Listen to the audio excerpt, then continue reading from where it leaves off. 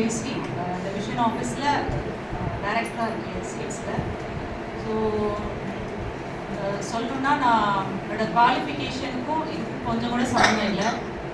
So PG, MCA முடிச்சு, MPhil and then PhD in computer science எல்லாம் முடிச்சு காலேஜில் ஒரு 30 மெம்பர்ஸை கண்ட்ரோல் பண்ணுற லெவலுக்கு ஒரு ஹெச்ஓடியாக இருந்து நிறைய ஒர்க் பண்ணி நிறைய பேருக்கு பாடம் கற்பிச்சு கல்வியை ஊட்டணுமே தவிர அது சம்பாத்தியத்துக்கான வாய்ப்பை என்னால் உருவாக்கி கொடுக்க முடியல. எஸ் அ ப்ரொஃபஸராக மட்டும்தான் என்னால் இருக்க முடிஞ்சிச்சு.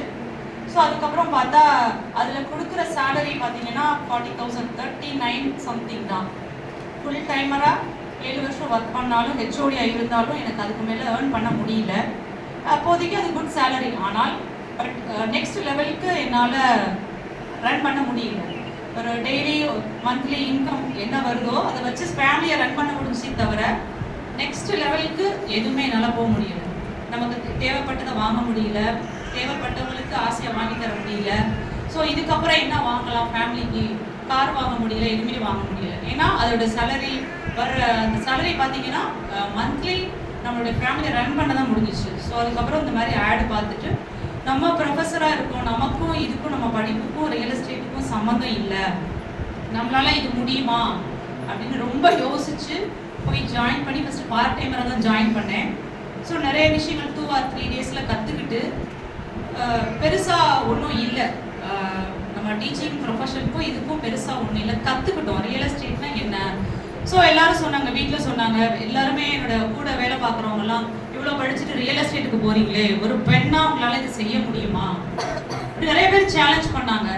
ஸோ நான் கற்றுக்கிட்டேன், ரொம்ப ப்ரொஃபஷ்னலான ஜாபாக இருந்துச்சு, ஈஸியாக பணம் சம்பாதிக்க முடிஞ்சிச்சு. எப்படின்னா சொல்லித்தர விஷயங்களை கரெக்டாக கற்றுக்கிட்டு கரெக்டாக செஞ்சோம். ஸோ ஆணை விட, ஆணுக்கு ஈக்குவலான்னு சொல்ல முடியாது, ஆணை விட நிறைய சம்பாதிக்கிற வாய்ப்பு எனக்கு இந்த ரியல் எஸ்டேட்டில் கிடைச்சிச்சு. ஸோ விஷன் ஆஃபீஸ் வந்து பார்த்தீங்க அப்படின்னா இங்கே இவ்வளோ சம்பாதிக்க காரணம் எனக்கு ஃபஸ்ட்டு என்னென்னா இங்கே கொடுக்குற ட்ரைனிங்.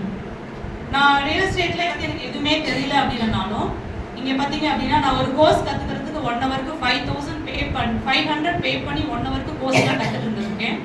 இங்கே விஷன் ஆஃபீஸ் வந்து எனக்கு ரியல் எஸ்டேட்டில் எதுவுமே தெரியலனாலும் ஸோ நமக்கு இங்கே ஃப்ரீயாக நமக்கு ட்ரைனிங் கொடுக்குறாங்க, வாரம் ட்ரைனிங் கொடுக்குறாங்க. ஸோ மந்த்லியும் இன்டர்நேஷ்னல் ட்ரெயினர் வச்சு ட்ரைனிங் கொடுக்குறாங்க. ஸோ அந்த வாய்ப்பை கரெக்டாக பயன்படுத்திக்கிட்டோம்.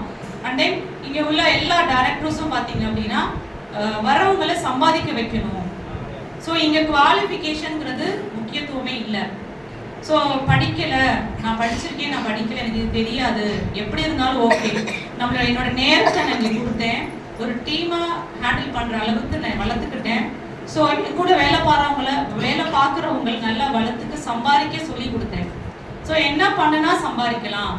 ஸோ 10,000 அப்படின்னு சேலரிக்கு போனவங்க என்கிட்ட நிறைய பேர் ஜாபை வந்து கேன்சல் பண்ணிட்டு இங்கே வந்து என் டீமில் ஒர்க் பண்ணுறாங்க. Engineering college students 5 members work பண்ணுறாங்க, டீச்சர்ஸ் பிஎட் முடிச்சவங்க 7 மெம்பர்ஸ் ஒர்க் பண்ணுறாங்க.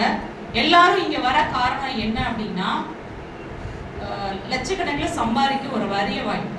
ஸோ எத்தனை நாளைக்கு 15,000 இன் டைமில் போயிட்டு கரெக்ட் டைமுக்கு வந்துட்டு இதெல்லாம் பண்ண முடியல. வெளியில் உள்ள ஜாபில் இங்கே கம்ஃபர்டபுள் ஜோனில் நல்லா ஒர்க் பண்ணிட்டு இருக்காங்க.